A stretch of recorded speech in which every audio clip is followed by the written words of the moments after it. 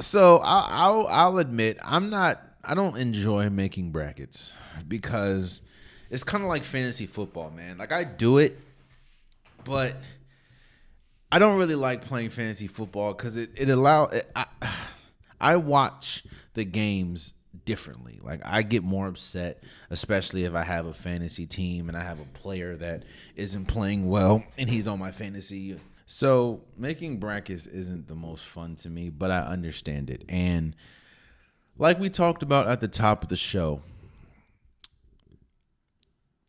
parity runs throughout men's college basketball. More on the men's than the women's, obviously, but definitely men's college basketball. And I say that because I can see an avenue where every single team, not every single team, let me back up, where a lot of teams can win. Like I can see an avenue where North Carolina wins, obviously, or Mississippi State wins, Saint or St. Mary's wins, or Gonzaga, McNeese wins, which is another sleeper that I didn't really talk about, or South Carolina, who's had an incredible run, wins, or Texas A&M wins, or Duke wins. Like there's a path for a lot of teams. I'm gonna give you my final four. My final four, I have UConn, North Carolina. The biggest concern I have with North Carolina, obviously, is one of those games where they're just not hitting anything, or you know maybe they have a bad matchup, or they're just down. Another team is dominating the paint, kind of like what NC State did in the national champion or ACC championship. And I'm also nervous about North Carolina playing Arizona. That's the Caleb Love reunion. It didn't really work out with Caleb Love at North Carolina the year after making it to the national championship. And he obviously went to Arizona, and that's going to be a big game. You have the ACC Player of the Year in RJ Davis going against the Pac-12 Player of the Year, which was Caleb Love. That game kind of concerns me, but I have UConn and North Carolina in the Final Four on one side. UConn, to me, like I stated before, is the best team in college basketball. Their toughest opponent is probably Auburn or in Iowa State, but again, UConn is just supremely talented, and they have a size advantage on both Auburn and Iowa State. So I just think they probably have an easier run to the Final Four, in my opinion, even though they do have some tough teams. Like Illinois is tough. Iowa State's tough. I think Drake is one of those teams that can definitely make some noise in the playoffs, or make some noise in this tournament. There's some tough teams, but I just think UConn is supremely talented. In North Carolina, I'm gonna ride with them until the wheels fall off. I have North Carolina making it to one side of the Final Four. The next, on the other side, I have Houston. I think Houston has one of the toughest roads, because, I mean, if you look on the South side or the South bracket, you have James Madison, who we just talked about. You have Duke. You have NC State, who just won the AC tournament. You have Texas Tech, and you have Kansas. Not Kansas, I'm sorry, Kentucky. Let me talk about Kentucky for a second, and why my faith for Kentucky, it's me and Kentucky have an interesting relationship. Kentucky has the two best freshmen in college basketball. And I also think that's kind of interesting that they both don't start, whether that's Rob Dill damn, I forgot his name. Oh man, I do not know how. Give me a second. I apologize. How did I forget?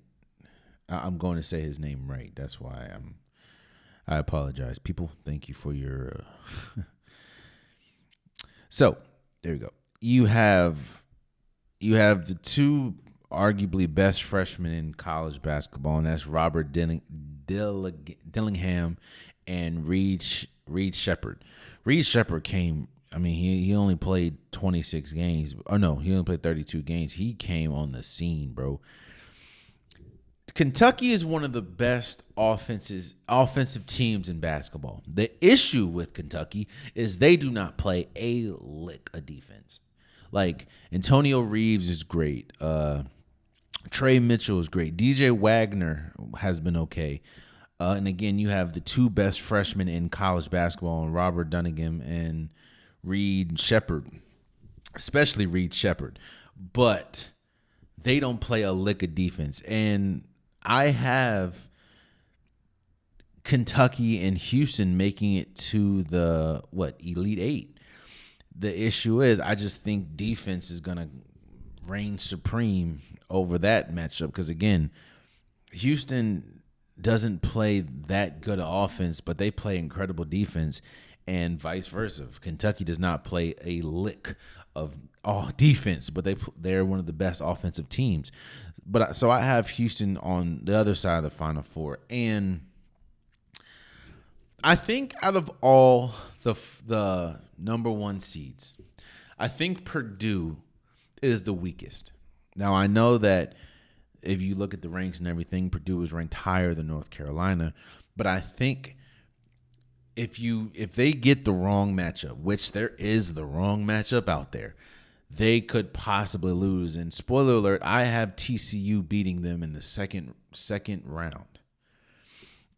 I think they can go as far as obviously making it all the way to the national championship, but they can go or get bounced as early as the second round, in my opinion. And I have TCU beating them.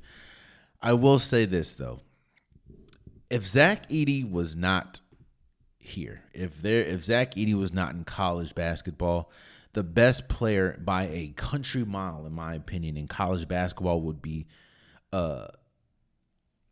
Dalton Kincaid. Oh, I'm sorry, Kincaid. What am I talking? Dalton Kincaid from Tennessee. Dalton Kincaid is a bucket. Not only is he a bucket, he has incredibly increased his NBA stock. He is, again, if it wasn't for Zach Edey, Dalton Kincaid would be the best player in college basketball by a long margin. And I think that Tennessee has one of the best shots of making it to the Final Four. So my Final Four is UConn, North Carolina, as well as Houston and Tennessee. As much as I love North Carolina, as much as I want to see a historic franchise add another national championship, as much as I want to see my favorite team in sports, that means if I have one team that I can watch and nothing else, it would be North Carolina. I think our dream season ends in the Final Four. Again, from what I've seen all year, it is hard for me to have witnessed how good UConn has been and think that anybody, at least on this side, can beat them. I think UConn is the best team by far. And North Carolina played UConn, and while there were times when it was back and forth, UConn broke away, which they normally do. That's another thing that UConn does better than any team. Like, they can extend the lead quicker than I have seen in recent memory over a college basketball team. Like, I remember I was watching the game. I don't remember who they were playing, but UConn was struggling. Like, I think they were up maybe 2 or 3 points. I go to the bathroom. I come back and UConn is up 15. Now, mind you, I was in the bathroom for that long. They went from a 2 to 3 point lead to a 15-point lead. Like, the crowd going crazy. I'm like, dog. And they've done that so many times this year. It is crazy. I have UConn. You know what? Spoiler alert, man. I have UConn winning it all for the men's national. I know that's a popular take seeing as though a lot of people have UConn winning, but I'm one of those people.